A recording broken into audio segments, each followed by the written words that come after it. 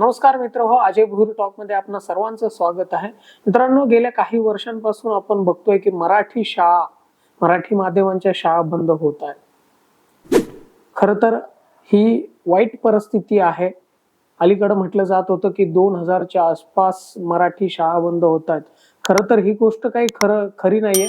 विधानसभेमध्ये दादा भुसे म्हणजे शालेय शिक्षण मंत्री दादा भुसे यांचं स्टेटमेंट होतं की 255 अधिकृतरित्या आकडेवारी त्यांनी सांगितली, तर 255 मराठी माध्यमांच्या शाळा बंद झालेल्या आहेत.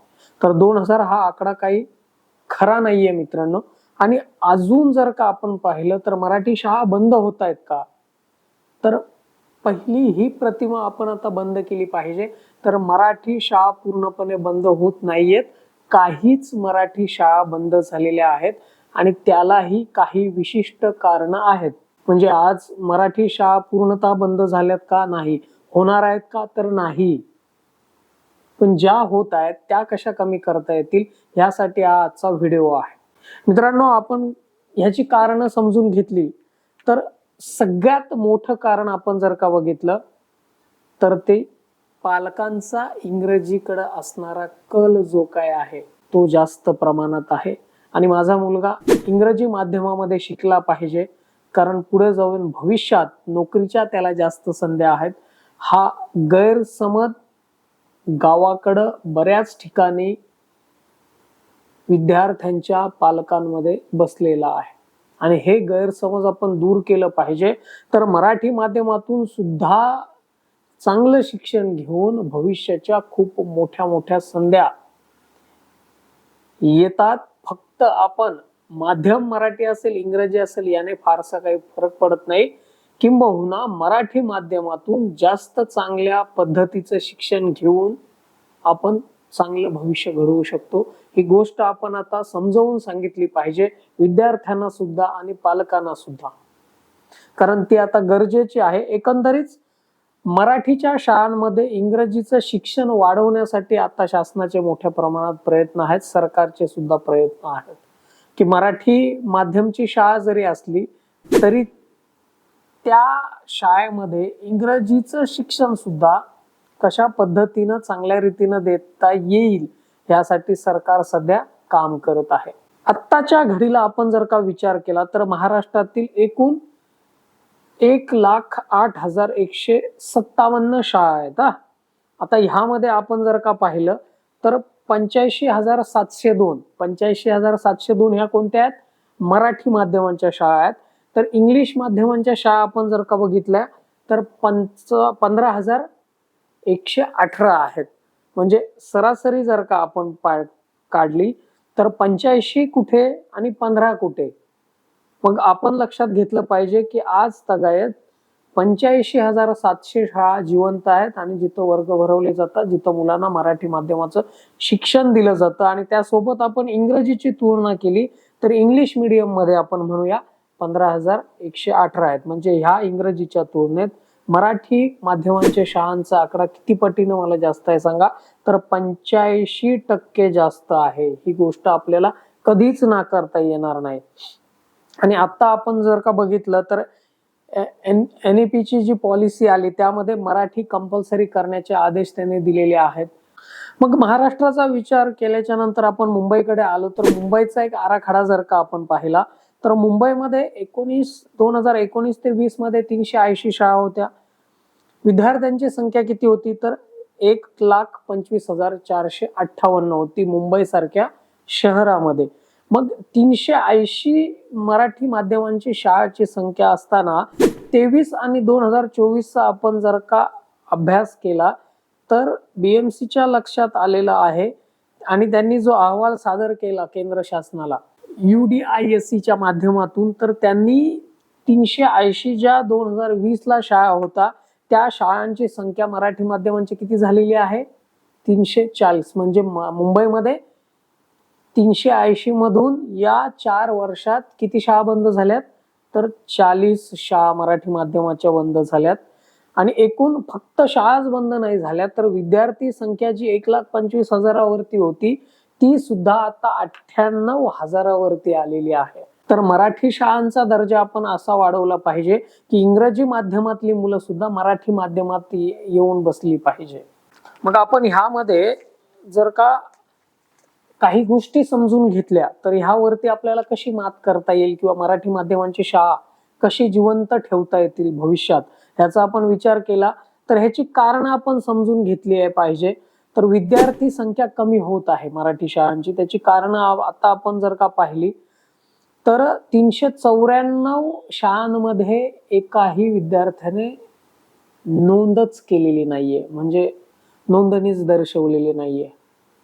म्हणजे हा कुठंतरी मराठी शाळेला बसलेला फटका आहे. आता ही आकडेवारी माझी नाही तर unified district information system for education जे आपण ज्याला UDISE असं म्हणतो, हे केंद्र सरकारच्या अंतर्गत आलेला आकडा आहे. महाराष्ट्राचा 394 शाळांमध्ये नवीन विद्यार्थ्यांची नोंदच झालेली नाहीये. तर ही मुलं मित्रांनो इंग्लिश मिडियमच्या शाळेमध्ये शिफ्ट झाले असं म्हणायला काहीच हरकत नाही. किंवा काही प्रमाणात शिक्षक नसतील म्हणून, इमारती चांगल्या नसतील म्हणून, सुविधा चांगल्या नसतील म्हणून अन्य पर्याय पालकांनी निवडलेला आहे. ह्यात अजून दुसरं काही सांगायची गरज नाही. तर पालकांचा इंग्रजीकडे कल का, ही गोष्ट आपण जर का समजून घेतली तर आपल्या लक्षात येईल की इंग्रजी स्पोकनचे जे एक्स्ट्रा क्लासेस इंग्लिश मीडियम मध्ये घेतले जातात किंवा इंग्लिश अजून चांगल्या पद्धतीनं मांडता येईल, बोलता येईल, लिहिता येईल आणि ते चांगलं आलं की आपण व्यवहारामध्ये पुढच्या आयुष्यात चांगले टिकू, असा एक पालकांमध्ये गैरसमज आहे, तो आपण दूर केला पाहिजे. कारण बऱ्याच मराठी माध्यमातून शिकलेली मुलं सुद्धा खूप चांगलं इंग्रजी बोलतायत आणि परदेशांमध्ये जाऊन नोकऱ्या करतायत. ही गोष्ट आपल्याला कधीही नाकारता येणार नाही.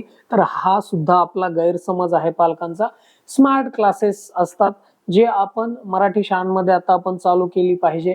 इमारतीच्या बाबतीत विचार केला जातो की माझा मुलगा मराठी शाळा म्हणजे छोटी शाळा आणि मग इंग्लिश मिडियमची शाळा म्हणजे मोठी शाळा. तर हा एक खूप मोठा गैरसमज आहे.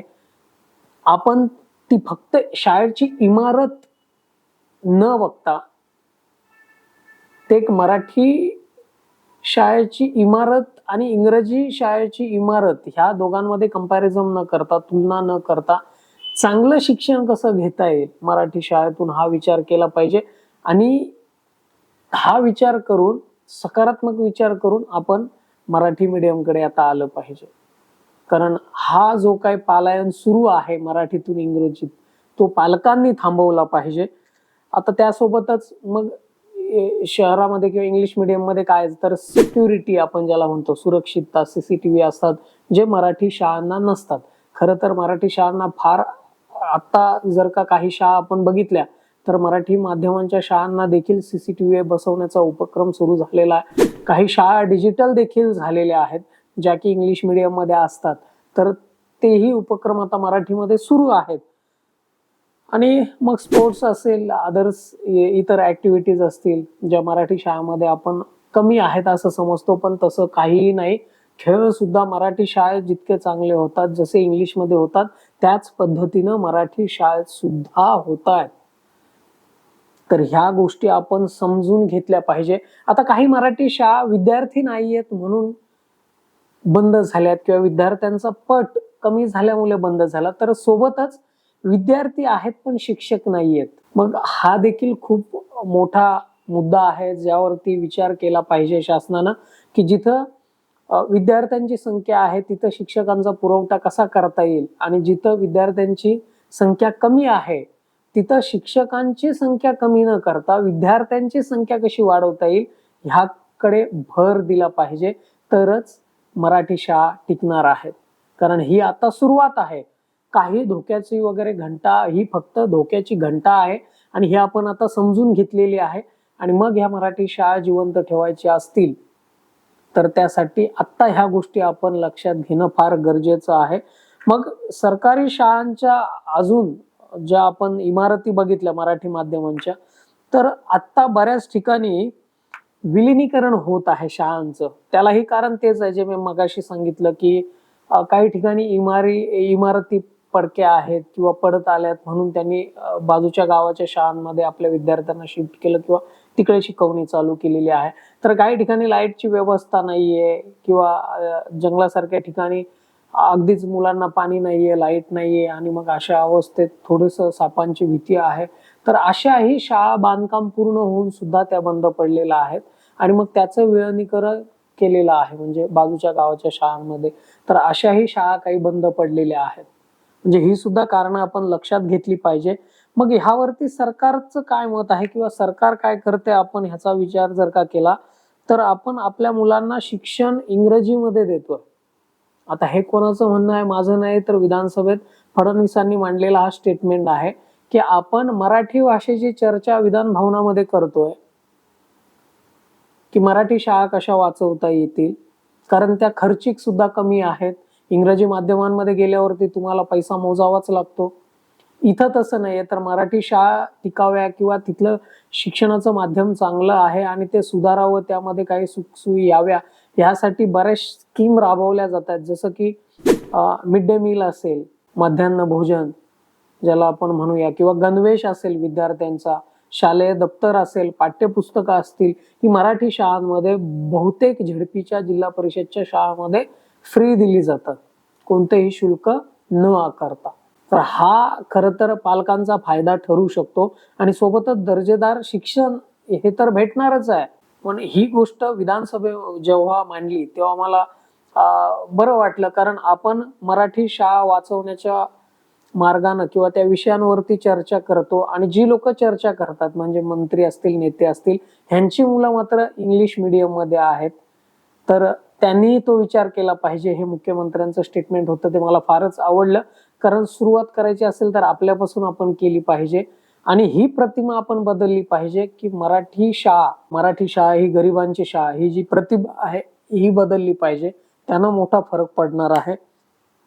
तर मराठी शाळा वाचवण्याचे आपण उपाय आपण लक्षात घेतले तर सर्वप्रथम मी सांगेल की मराठी सोबतच इंग्लिश म्हणजे इंग्रजीचं शिक्षण सुद्धा तितकंच महत्वाचं आहे आणि तितक्याच ताकदीनं आपण जर का दिलं तर अजूनही विद्यार्थ्यांचा भर पडेल, पटसंख्या वाढेल, यात काही शंका नाही. इंग्लिश मीडियम मध्ये फक्त इंग्रजीसाठी गेलेली मुलं पुन्हा मराठी शाळेत येऊन इंग्रजी शिकतील आणि पटसंख्या वाढेल. दुसरं, ह्या शालेय गोष्टींचा म्हणजे ज्या शाळेच्या स्कीम आहेत किंवा शाळेच्या आवारात परिसर आहे किंवा शाळेची इमारत आहे, तिथे असणारा टॉयलेट असेल, बाथरूम असेल किंवा फलक असतील, भिंती असतील, खिडक्या असतील, पाण्याची व्यवस्था असतील, तर ह्या सगळ्या गोष्टींचा ऑडिट होणं गरजेचं आहे. किती विद्यार्थी येत आहेत, किती ऍडमिशन बाहेर जातात आणि किती नवीन नोंदी होतात, ह्या सगळ्या गोष्टींचा ऑडिट झाला पाहिजे. विद्यार्थ्यांचा पट किती आहे, शिकवायला शिक्षकांची संख्या किती आहे, ह्याचा रेग्युलरली ऑडिट होणं गरजेचं आहे. त्याच्यानंतर शाळा गावाच्या मध्यभागी असली तर त्याचा अजून एक फायदा आहे, कारण गावाच्या बाहेर थोडंसं जंगलात भागामध्ये म्हणजे जिथं झाडं भरपूर आहेत किंवा गावापासून फार अंतर आहे, तर अशा ठिकाणी पालकांच्या मनात सुद्धा संदेह येतो सुरक्षितते बाबतीत की आपण आपल्या मुलांना तिकडे पाठवायचं की नाही पाठवायचं. तर गावाच्या मध्ये असेल किंवा गावालाच लागून असेल तर ती इमारत शाळेच्या अनुषंगानं चांगली संबोधली जाईल. आता डिजिटल क्लासरूम आपण सुरू केले पाहिजे, कारण डिजिटल अभ्यासक्रम तर आलेलाच आहे, महाराष्ट्र शासनाने काढलेला आहे. सोबतच डिजिटल क्लासरूम प्रत्येक शाळांमध्ये येणं मराठी शाळांमध्ये गरजेचं आहे, कारण त्यांना खूप विद्यार्थ्यांचा फायदा होतो. कारण ते दृकश्राव्य एक माध्यम आहे, म्हणजे आपण एक सांगणं आणि ऐकून बघणं यामध्ये फरक आहे. दृकश्राव्य म्हणजे दिसतंय पण आणि ऐकायला पण येतंय, तर त्यांना आत्मसात करण्याची जी वृत्ती आहे विद्यार्थ्यांची ती वाढते किंवा त्यांचं बोध घेण्याची ताकद आहे ती अजून त्यांची वैचारिक पातळी वाढत जाते, बुद्धिमत्ता वाढत जाते आणि त्यामुळं डिजिटल क्लासरूम असणं फार गरजेचं आहे. मग हाच मराठी आणि इंग्रजी मधला फरक असेल तर आपण ह्या गोष्टी आपल्या मराठी शाळांमध्ये सुधारल्या पाहिजे. स्पर्धा परीक्षांवरती आपण भर दिला पाहिजे. बऱ्याचदा काय होतं की शहरातल्या शाळांमध्ये जेव्हा पोरं जातात तेव्हा लहानपणापासूनच त्यांना स्पर्धा परीक्षा म्हणजे नीटची परीक्षा असेल, एमपीएससी असेल, युपीएससी असेल किंवा अन्य टीईटी असेल, सेट असेल, नेट असेल, ह्या सगळ्या परीक्षांचा अभ्यास किंवा त्याची माहिती वारंवार त्यांना दिली जातं. त्यांच्याकडनं तयारी करून घेतली जाते, त्यासाठी एक विशिष्ट वर्ग किंवा एक सत्र त्यासाठी ठेवला जातो. मग त्यासाठी व्याख्यान असेल किंवा त्यांची स्किल टेस्ट असेल, तर ह्या गोष्टी आपण मराठी शाळांमध्ये चालू केल्या पाहिजे, ज्या की आता नाही आहेत. सांस्कृतिकरित्या जे कार्यक्रम शहरांमध्ये किंवा इंग्लिश मिडियमच्या शाळांमध्ये होतात ते मराठीमध्ये होतात. खेळ जे काही आहेत जे इंग्रजीमध्ये होतात ते मराठीमध्ये सुद्धा होतात. तर ह्या डिजिटल क्लासरूम वगैरे आपण फार मोठ्या प्रमाणात सुरुवात केली पाहिजे. स्पर्धा परीक्षांची माहिती, आणि सगळ्यात महत्वाचा जो निगेटिव्ह आहे की मराठी शाळा गरिबांची शाळा आहे, तर असं काहीच नाही. ह्याच मराठी शाळांमधून शिकून कित्येक तरी पोलीस झालेत, इंजिनियर झालेत, डॉक्टर झालेत, वकील झालेत, अमेरिकेला जॉब करतात, जर्मनी, फ्रान्स, जपान, या भारतात नाही तर जगाच्या प्रत्येक कोपऱ्यात मराठी शाळा शिकलेली माणसं आहेत आणि चांगल्या पदावरती ते नोकरी करतायत. तर हा गैरसमज आपण दूर केला पाहिजे, कारण कित्येक मोठी माणसं मराठी शाळांमधून शिकलेली आहेत. ही गोष्ट आपण समजून घेतली पाहिजे. अशी ही मराठी शाळा आहे. प्रत्येक माणसाला, प्रत्येक विद्यार्थ्याला समजून घेते. फक्त विद्यार्थ्यांनाच नाही तर त्यांच्या पालकांना सुद्धा मराठी शाळा समजून घेते, जे की इंग्रजीमध्ये तसं चालत नाही. इंग्रजी मीडियम वरती पैसा असेल, टायमावरती भरायला लागतो. आत्ताची गावाकडची परिस्थिती मित्रांनो असं आहे की नीट धर आई वडिलांना इंग्रजी वाचताही येत नाही, अशीही कित्येक विद्यार्थ्यांचे पालक जे इंग्रजी मीडियम मध्ये आपल्या मुलांना टाकतायत. का तर त्यांचं चुकतंय का, तर अजिबातच नाही असं मी म्हणेन, कारण तो एक गैरसमज आहे. मराठी शाळा वाचवायची आहेत हे फक्त आपल्याला बोलून चालणार नाही. तर मराठी शाळा वाचवायची असतील तर आपण म्हणजे पालकांनी आपल्या मुलांना मराठी शाळेमध्ये प्रवेश घेतला पाहिजे. तरच मराठी शाळा टिकणार आहे, मराठी माणूस टिकणार आहे, मराठीचं अस्तित्व टिकणार आहे, मराठी संस्कृती टिकणार आहे. फक्त शाळेपुरतं किंवा शिक्षणापुरतं मर्यादित न ठेवता हा विषय मोठा आहे, कारण भविष्याच्या दृष्टीनं सुद्धा फार व्यापक विषय आहे. याचा आपण गांभीर्यपूर्ण विचार केला पाहिजे आणि मराठी भाषा, मराठी शाळा ह्या टिकवल्या पाहिजे. जर तुमच्या आसपास शाळेची इमारत पडीत असेल किंवा एखादी शाळा बंद पडत असेल, एखाद्या शाळेत शिक्षक नसतील, तर तुम्ही सुद्धा तिथं काम करणं आता गरजेचं आहे. गावागावांमध्ये आता ही नवीन पिढी जी काय आहे, तरुणांनी आता हे काम सुरू केलं पाहिजे आणि आपल्या शाळावरती आपला गाव, माझं गाव, माझी शाळा हे उपक्रम आपण लक्षात घेऊन त्यावरती काम केलं पाहिजे. तुम्हाला काही सांगायचे असेल तर कमेंटच्या माध्यमातून नक्की सजेस्ट करा. धन्यवाद.